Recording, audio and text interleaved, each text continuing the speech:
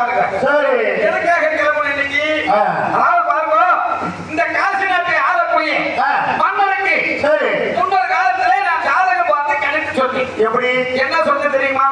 அவருக்கு குழந்தை இல்லை என்று சொல்லி என்று வந்து பார்க்கும் பொழுது உங்களுக்கு மூவேல் 21 வருடம் கழித்து உங்களுக்கு குழந்தை பாக்கியம் உண்டு அப்படி என்று தெரிவித்திருந்தேன். சரி. இப்போ வந்து நாம அப்ப நல்ல வசதியா இருந்தேன்.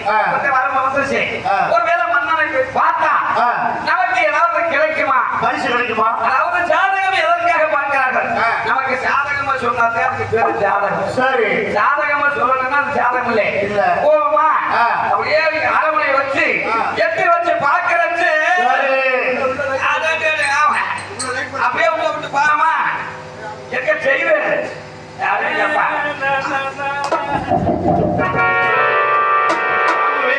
வாங்க வாங்க வணக்கம் வணக்கம் வணக்கம் சாமி சாமி கொடுத்தாங்க வணக்கம்னே மனுஷன் மனுஷன் பார்த்த உடனே வணக்கம் சொல்றது பண்பாடு தமிழர் பண்பாடு. ஏன்னா பாருங்க கும்பல போற தெய்வம் குறுக்க வந்தது மாதிரி வந்திருக்கேன். நானும் உங்களை தான் தேடி தரேன். நீங்க என்ன தேடி தரேன்? பாவம் குத்தம் பண்ணலையா? குத்தம் பண்ணா மட்டும் தேட மாட்டாங்க. நல்லது செஞ்சாலும் தேடுவாங்க. அப்படியா? ஒரு விஷயம் நல்லது சொன்னாலே அவர் சொன்ன வாக்கு பழிச்சுட்டா அவர் தேடுவோம்ல. என்ன விஷயமா வந்தீங்க? பாம்பு விஷயம். அது என்ன விஷயமா வந்தேன்னு கேட்டேன்.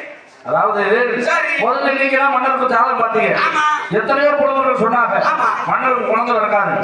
நீங்க என்ன சொன்னீங்க? நான் என்ன சொன்னேன்? 21 ஆண்டுகளுக்கு பிறகு அழகே உருவான ஆண் குழந்தை பிறக்க முடியும். அப்ப சொன்னமா இல்லையா? உங்க வாயில பொய்யே வராது. வாயில பொய் வராது. நீங்க சொன்ன வாக்கு பழிச்சிருச்சு. மகாராஜாவுக்கு குழந்தை வருது. சந்தோஷம் சந்தோஷம் சந்தோஷமா சந்தோஷம்னே. சரி. மகாராஜாவின் உழைப்பால் மகாராணி ஒத்தாசையினால் அழகே உருவான ஆண் குழந்தை பிறந்திருக்கிறது. உண்மையிலேயே குழந்தை வந்துருச்சு. சத்தியமா எல்லா பக்கம் எரியுதா? ஏனென்றால் நான் கணித்த ஜாதகம் பொய் போகாதல்லவா? அப்படி மட்டும் சொல்லாத. எனக்கு ஒரு ஜாதகம் பார்த்தா அது பொய். உனக்கு ஜாதகம் பார்த்து எப்ப பொய் போனதுங்க? கல்யாணம் பண்ணா அழகான ஆம்பளை போய் பிறப்பேன். ஆம்பளை பையனுக்கு 5 வயசு வரும்போது தகப்பை உயிரோடு பண்ணு சொன்னீங்கல்ல. அதாவது நான் என்ன தெரிவித்தேன்?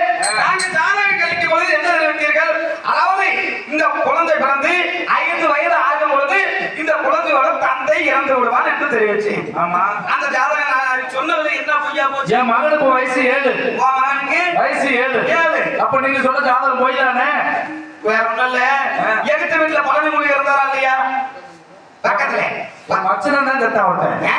அப்ப அவன் எல்லாம் போராட்ட மூதேவி மச்சனம் சொல்றேன். ஓ குழந்தைக்கு அப்படி செத்து போயிடுவான்னு தான் சொன்னேன். நீ செத்து போயிடுவேன்னு நான் சொல்லல. ஓஹோ கதை அப்படி வருதா? உன் ஜாதகத்தை மாத்துறதுக்காக எல்லாத்தையும் மாத்தி விட்டுருவீங்க. அதாவது ஜாதகத்தை